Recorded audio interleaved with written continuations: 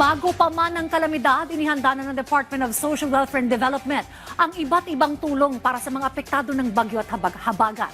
Sa ngayon, tuloy-tuloy po ang pamahagi ng family food packs at iba pang ayuda. Yan ang ulat ni Melales Moras. Puspusa na ang pagtulong ng pamahalaan sa mga kababayan nating naapektuhan ng matinding pag-ulan at pagbaha sa bansa. Sa Payatas, Quezon City, personal na kinamusta ni DSWD Secretary Rex Gatchalian ang mga apektadong pamilya. Pinangunahan din niya ang pamamahagi ng family food packs at iba pang tulong. Dumayo rin siya sa Marikina City kung saan marami rin ang nabigyan ng iba't ibang ayuda. Sa San Pedro City, Laguna naman, bukod sa family food packs, nakatanggap din ang bawat nasalantang pamilya ng nasa 10,000 pisong tulong pinansyal para sa kanilang agarang pagbangon.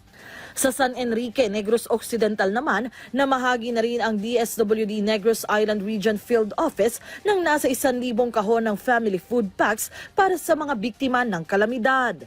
Nagsagawa naman ng assessment visit ang DSWD Western Visayas sa ilang evacuation center sa Iloilo City nitong Lunes. Ito ay para matukoy ang pangailangan ng mga apektadong residente at tiyaking tuloy-tuloy ang paghahatid ng karampatang tulong para sa kanila.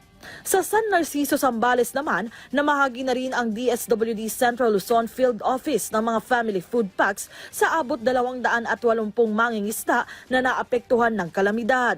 Nitong linggo naman, una na ring namahagi ang DSWD Ilocos Region ng family food packs sa nasa 548 na apektadong pamilya sa Luna, La Union sa kasagsagan ng pananalasa ng bagyong Krising na sinabayan pa ng epekto ng habagat.